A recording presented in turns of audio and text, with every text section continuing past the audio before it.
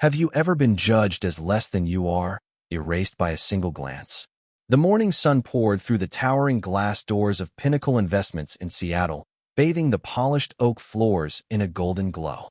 The office hummed with quiet precision, phones buzzing, keyboards clacking, the faint aroma of espresso mingling with polished wood. At 9 a.m., James Wilson, a 65-year-old black man in a wheelchair, rolled into the lobby. His faded navy jacket and worn baseball cap cast him as unremarkable, but his sharp gaze and steady hands told a deeper story. James was no ordinary visitor.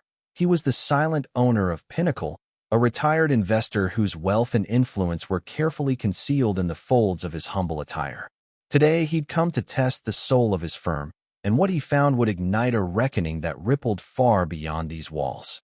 James paused near the reception desk, his wheelchair gliding to a stop. The lobby was a snapshot of Seattle's elite, sparse but purposeful. A young couple waited for a consultation, their nervous glances darting between documents. An older man in a tweed jacket pored over financial reports, muttering to himself. A woman in a sleek black blazer, Sarah Bennett, tapped furiously at her phone, her presence commanding yet distracted. Behind the desk stood Karen Ellis, a white woman in her late 30s, her auburn hair pulled into a severe bun, her smile a practiced mask that didn't reach her eyes. As James approached, her gaze swept over his jacket, his wheelchair, his dark skin, and her lips tightened into a judgment as sharp as a blade. "Good morning," James said, his voice gentle but resolute, like a river carving through stone. "I'd like to speak with the office manager." Karen's eyebrow arched, her fingers pausing on her keyboard. "Do you have an appointment?" she asked, her tone clipped, her eyes already drifting back to her screen. "No," James replied, his voice steady. "But I'd appreciate a moment of their time." Karen sighed, loud enough to carry across the lobby, and leaned toward a coworker, muttering, "Another one here to waste our day." The words sliced through the air, deliberate and cold. The young couple exchanged uneasy glances. The older man's pen froze mid-sentence, and Sarah looked up briefly, her brow furrowing before returning to her phone.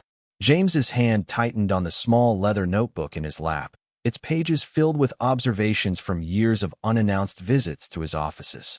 His face remained calm, but his eyes burned with purpose. He'd grown up in the shadow of the civil rights era, his parents marching in Montgomery, their stories of resilience etched into his bones. As a retired investor, he'd built Pinnacle quietly, never flaunting his wealth, choosing instead to observe how his firm treated those who seemed to have nothing. Karen's dismissal was a test, and she was failing spectacularly. Karen's voice rose, her patience fraying like a worn thread. "Unless you're a client with a real issue, the manager's busy. What do you want?"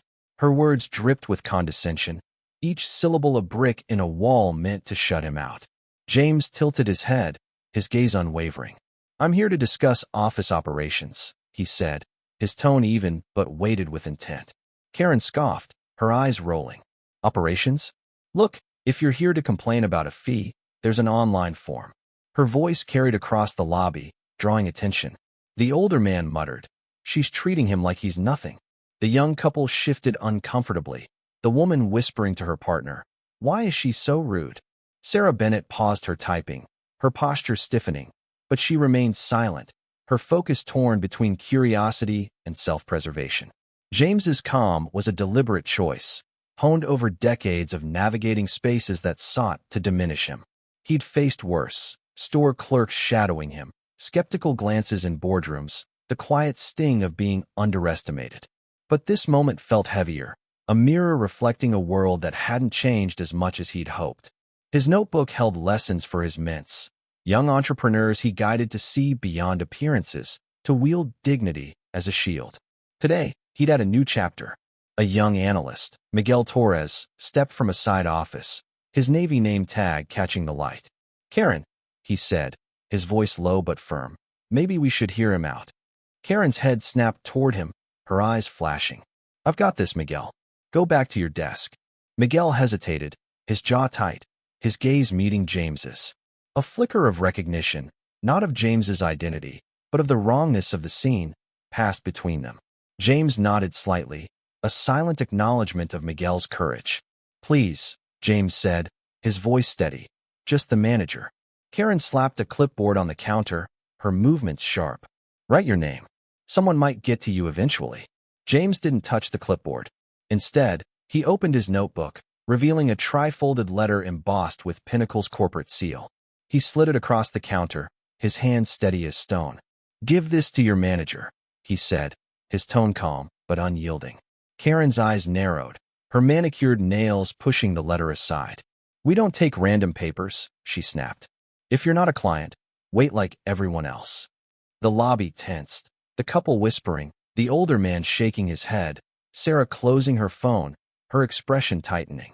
The air grew thick, a quiet storm brewing. James's thoughts drifted to his parents, beaten for daring to vote in Montgomery, their courage a fire that still burned in him. He thought of his ments, young dreamers facing a world quick to judge. This wasn't just about him. It was about every person dismissed for their appearance, their voice, their existence. He knew the security camera above was rolling, capturing every word, every sneer.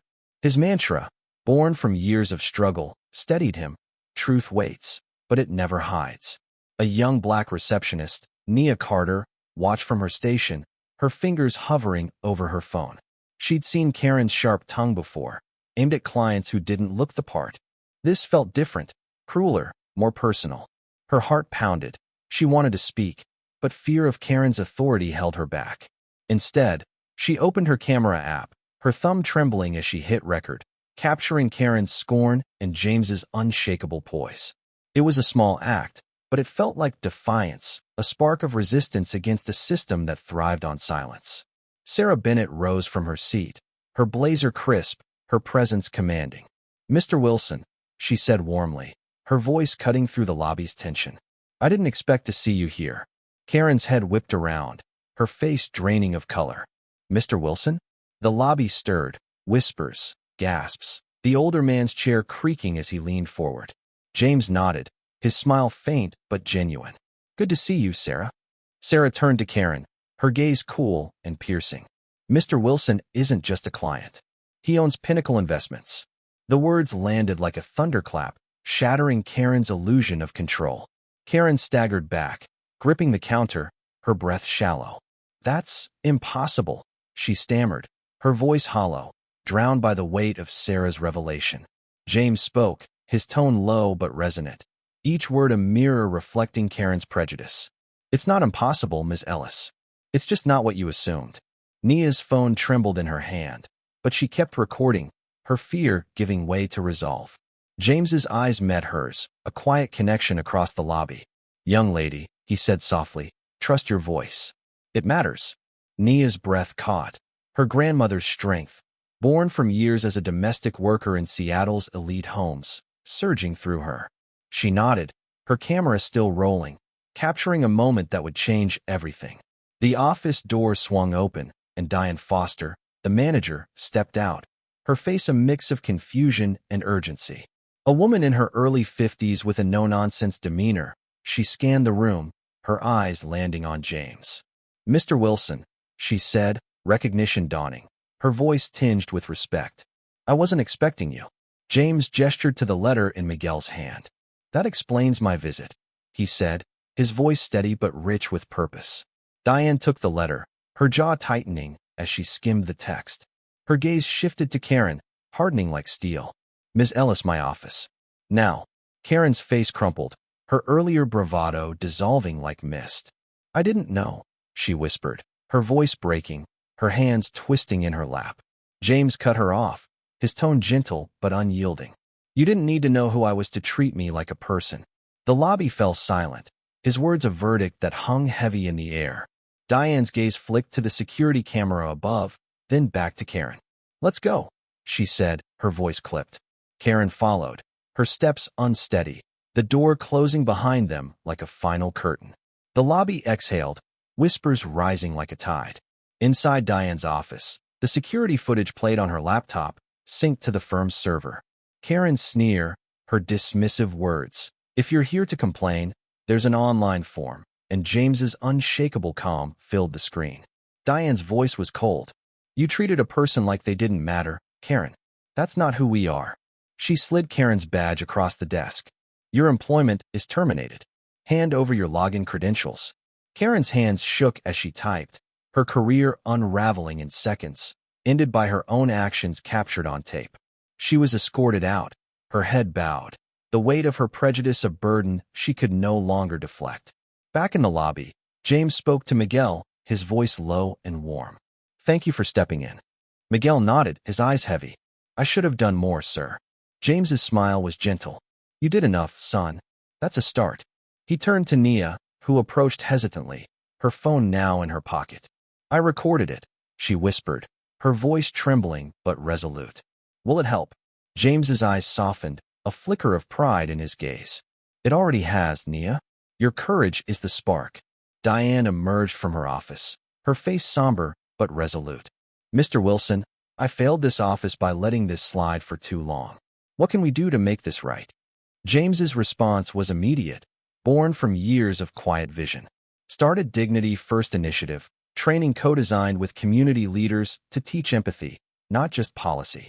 Build a culture where everyone belongs, not just those who fit your image. The lobby stirred, the young couple nodding, the older man clapping softly, Sarah jotting the idea in her notebook. Nia's footage, shared with Diane, sealed Karen's fate and set Pinnacle on a path to reform. Corporate scrutiny loomed, with auditors descending to review practices, but James's vision offered a lifeline, a blueprint for systemic change. He wheeled toward the door, pausing to look at the client feedback board on the wall, its digital screen flickering with comments. An idea sparked, a platform where communities could hold firms accountable, not just for service, but for dignity. Months later, under the warm lights of a Seattle community center, James stood at a podium, his navy jacket replaced by a tailored blazer, his baseball cap gone, revealing eyes that held wisdom and warmth. The Dignity First initiative had transformed Pinnacle, with empathy training now a model for investment firms nationwide. Nia, promoted to lead receptionist, stood proud, her courage ignited by James's words. Trust your voice. Miguel, now assistant manager, clapped softly, his allyship a beacon for others. Seattle Community College launched the James Wilson Fellowship, mentoring minority students in finance, a living legacy for his parents' civil rights fight in Montgomery. A young scholar, inspired by James's story, approached him, her voice shy but firm. You showed me I belong, she said. James's heart swelled, thinking of his men's carrying this forward, their dreams unburdened by the judgments he'd faced. Diane shared how the client feedback board, inspired by James, had gone digital, empowering clients across the country to shape corporate culture. Sarah Bennett, now a community advocate, organized forums where residents and firms discussed trust, extending James's vision. The young couple from the lobby, now regular clients, brought their son to a fellowship event where he whispered, I want to be like Mr. Wilson. This is more than a story, it's a call to action.